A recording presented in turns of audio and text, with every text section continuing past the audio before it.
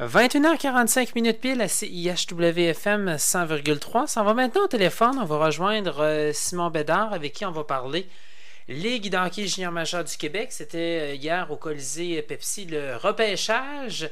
Salut Simon. Bonsoir Eric, ça va bien? Oui, ça va très bien, toi? Excellent, oui, merci.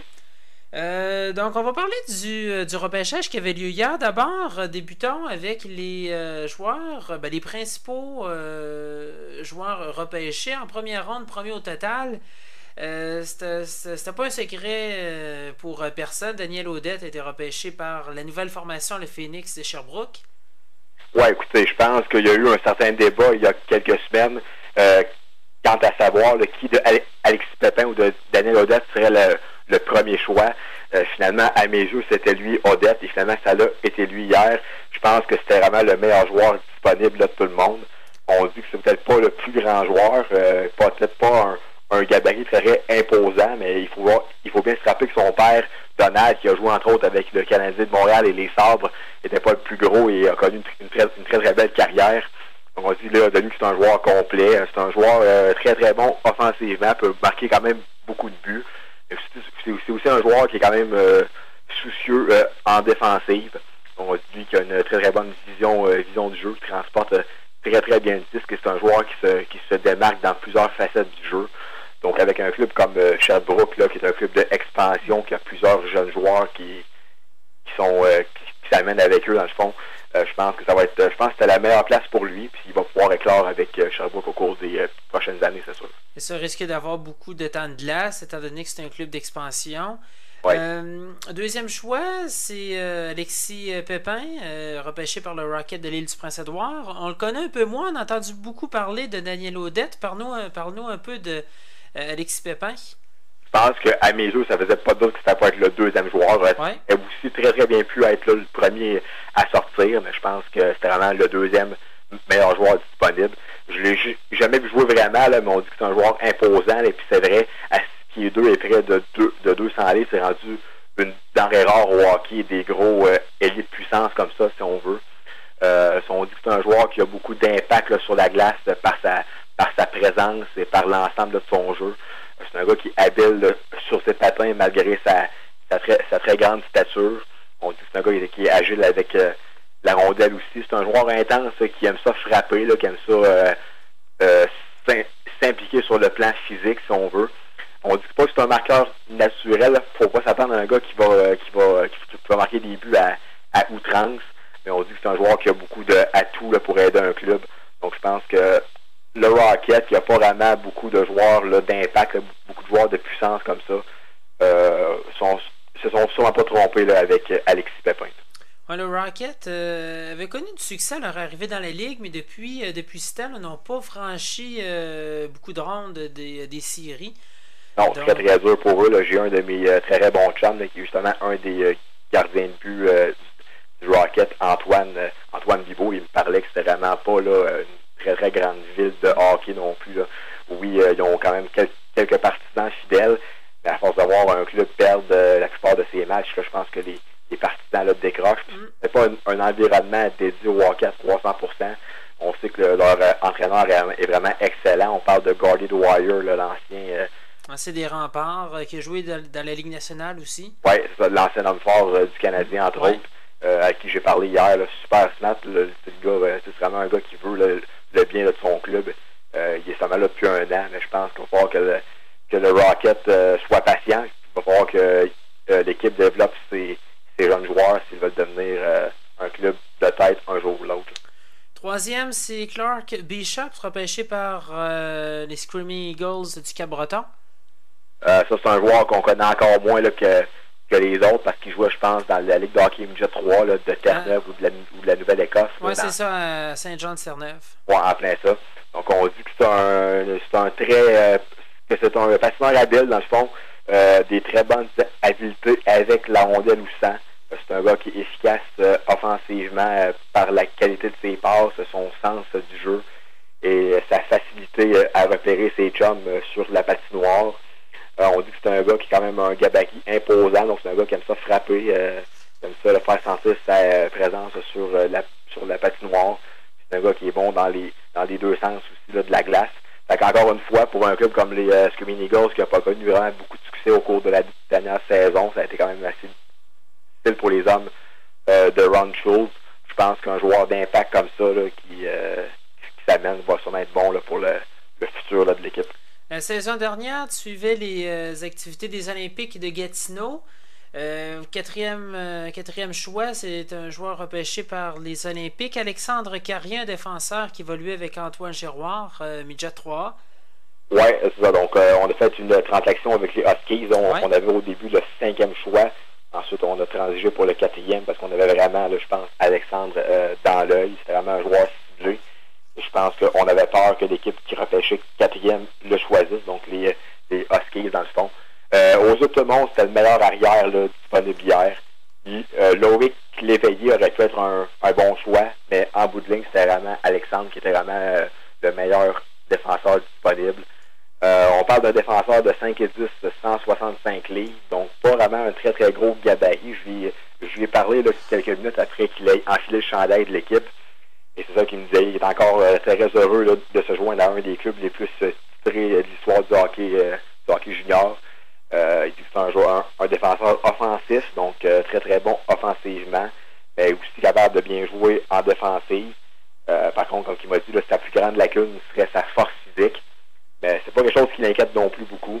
Il dit qu'il est assez intelligent sur la patinoire pour quand même pouvoir bien jouer quand même là, et pas causer d'erreur à cause de sa petite stature. C'est certain que s'il va être un joueur, là, un défenseur top 4, top 5, surtout avec les acquisitions de Gabriel Bourret et de Dominique Poulain vendredi, il va peut-être falloir qu'il grossisse un petit peu là, de ce côté-là. En première ronde, les Olympiques ont aussi sélectionné Cameron Keeley, un attaquant de Charlottetown. Lui, on ne le connaît pas beaucoup. Je n'ai pas vraiment parlé hier. Je viens de parler par message texte là, brièvement là, pour un article à venir. Écoutez, je pense que c'est un joueur qui était quand même ciblé aussi. On sait que quand c'est un choix de première ronde, d'habitude, c'est que c'est un joueur que tu as comme à l'œil. On parle que c'est un bon attaquant offensif, donc il est capable de marquer des buts. 5 pieds 11, 166 livres, c'est pas mauvais. C'est sûr que c'est pas le joueur le plus imposant, mais c'est pas mauvais non plus. Donc, il va avoir la chance de faire ses preuves au camp comme tout le monde à partir de septembre. Mais qu'est-ce que j'ai su de lui hier, là, il était vraiment excité d'être maintenant un joueur des Olympiques et il a vraiment hâte, dans le fond, là, que le camp commence à partir de septembre. Tu voulais me parler également des joueurs qui évoluent avec les Estacades de Trois-Rivières, Midget 3, qui ont été repêchés. Je regardais 9 joueurs ont été repêchés. Anthony Richard, un attaquant en première ronde. En deuxième ronde, Jonathan Deschamps, un défenseur. Également Alex Bureau, le fils de Marc Bureau, l'ancien joueur de la Ligue nationale. C'est un gardien, lui, qui a été repêché par le Cap-Breton. Est-ce qu'il y a des joueurs là-dessus que tu voulais nous parler un peu plus? Écoutez, pour être précis là, de qu'est-ce que j'ai su hier, là, il y en a environ 10 qui ont été réclamés là, par l'une des 18 formations de la Ligue. Écoutez, il y a vraiment là-dedans, là, je pense que la QV 2011-2012, moi, j'ai eu la chance de faire partie de l'équipe en 2009 et depuis, là, dans le fond, je suis comme vraiment à ce club-là avec intérêt. Et je pense que cette année, ça a été une des meilleures. En plus, quand j'étais plus jeune, j'étais vraiment un partisan de l'équipe. J'allais souvent voir les matchs avec mon père et tout. Et je pense que depuis que je suis comme l'équipe, depuis que je suis jeune, là, c'est une des meilleures équipes que Trois-Rivières a eu là, du côté Midget 3 depuis fort longtemps. Il y a vraiment des joueurs d'impact là-dedans qui vont sûrement se faire une niche là, dans le circuit courtois très très vite. Anthony Richard, ça c'est un joueur là, qui était classé en deuxième ronde, devait sortir en première ronde et c'est qu'est-ce qui s'est passé hier. C'est un joueur qui peut marquer des buts à outrance. C'est pas très très gros, mais c'est un joueur qui a peur de personne non plus. Fait que c'est pas quelque chose qui pourrait être inquiétant de ce côté-là. Deschamps, ça va être un défenseur qui va s'établir avec Sherbrooke beaucoup plus vite qu'on pense. A joué Midget 3 à 14 ans, à 15 ans.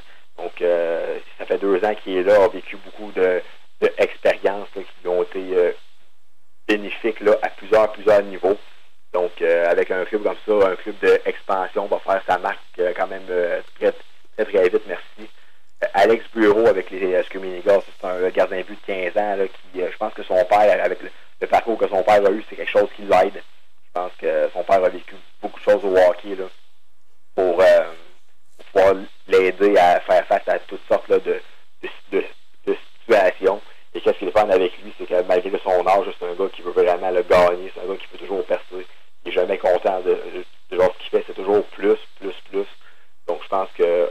vrai gagnant comme ça finit toujours par faire ses classes. Je pense qu'Alex, à 15 ans, là, 16 ans bientôt, est très très bien parti là, pour être le gardien de but numéro 2 des Screaming Eagles bientôt. Sinon, écoutez, Alexis Daou avec Shawinigan en 4e ronde, Guillaume Baudouin avec l'Armada de Blainville-Boisbriand en 3e ronde, le défenseur Scott Carrier avec les Saguenay en 6e ronde, l'attaquant Simon Fortier en 7e ronde avec l'Océanique de Rimouski. On pense au défenseur Xavier Labonté en 10e ronde avec les Voltigeurs. Jérémy Carignan, un attaquant en 10e ronde aussi avec Chicoutimi. Et finalement, Anthony Lapierre-Terrien avec Bécomo en 11e ronde. Et ce qui est le fun là-dedans, c'est que Charles-Alexis Raymond, qui est un joueur des Estacades de la Mauricie Midget Espoir, n'a pas encore joué un match Midget 3A, devrait jouer là, l'année prochaine, a été sélectionné là, en 7e ronde par les Cataractes de Shawinigan, 128e au total. Donc je pense que pour un joueur de hockey, quand il se fait déjà remarqué par un club du genre avant d'avoir joué Midget 3A, ça donne une dose de confiance incroyable. Je pense que si tout se passe bien pour lui, là, il va sûrement faire ses classes Midget 3 cette année et va sûrement avoir une chance de jouer au centre Bionesse là, en 2013-2014. Donc une excellente récolte du côté de la Mauricie cette année. Puis il y a également le petit-neveu de Robert Bob Chevalier, également, c'est la même chose, qui est originaire de la région de Québec. Lui qui s'était, dans les 3 dernières années, il n'avait pas joué dans la région, était allé dans l'Ouest canadien, était allé là, avec différentes équipes, mais quand même, là, c'est bien intéressant pour les joueurs locaux d'être repêchés par leur équipe locale. C'était très bien également le repêchage. Les commentaires sont très bons sur l'organisation des remparts en lien avec le repêchage. Oui, je pense que ça a vraiment été, là, été super bien. Je pense que les joueurs hier qui ont eu la chance là, d'entendre leur nom, peu importe là, que ce soit en première ronde ou bien à la fin, là, je pense que c'était vraiment fait d'une manière incroyable.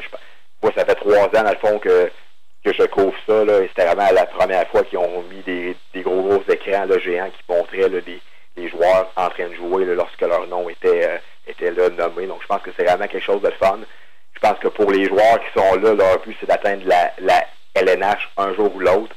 Et je pense que quand ils peuvent vivre comme ça, à leur âge de 15, 16, 17 ans, une expérience digne des ligues là, majeures, c'est certain que ça donne un très, très gros boost là, pour les saisons qui restent à venir. Oui, puis surtout les joueurs repêchés, il y en aura quelques-uns, mais quand même pas beaucoup qui vont se faire repêcher dans la Ligue nationale. Donc, un repêchage digne presque de la Ligue nationale, c'est bien intéressant pour eux. Là. Ah, c'est sûr. Je pense que c'est sûr que en tout cas, c'est certain que je souhaite à tout le monde d'avoir la chance là, de jouer dans la LNH un jour, mais je pense que pour la plupart d'entre eux, c'était vraiment le dernier gros événement du genre qu'ils pouvaient vivre. Donc c'est sûr que si eux, ils peuvent se sentir là, comme s'ils sont au top du top, si on veut, s'ils peuvent vraiment se sentir comme s'ils joueraient dans les ligues là, majeures. C'est sûr que pour eux, le feeling doit être super. Là. Ben merci Simon. Merci à toi Eric, ça a été super cool et si tu as affaire à moi encore au cours de la prochaine période estivale, n'hésite pas. D'accord, donc on se reparlera peut-être au courant des prochaines semaines, sinon à l'automne prochain. Excellent, pas trop, merci beaucoup. Là. Merci beaucoup Simon. Merci, au revoir. Simon Bédard, donc avec qui on discutait. Simon qui était au Colisée Pepsi hier pour le repêchage de la Ligue de hockey junior majeur du Québec.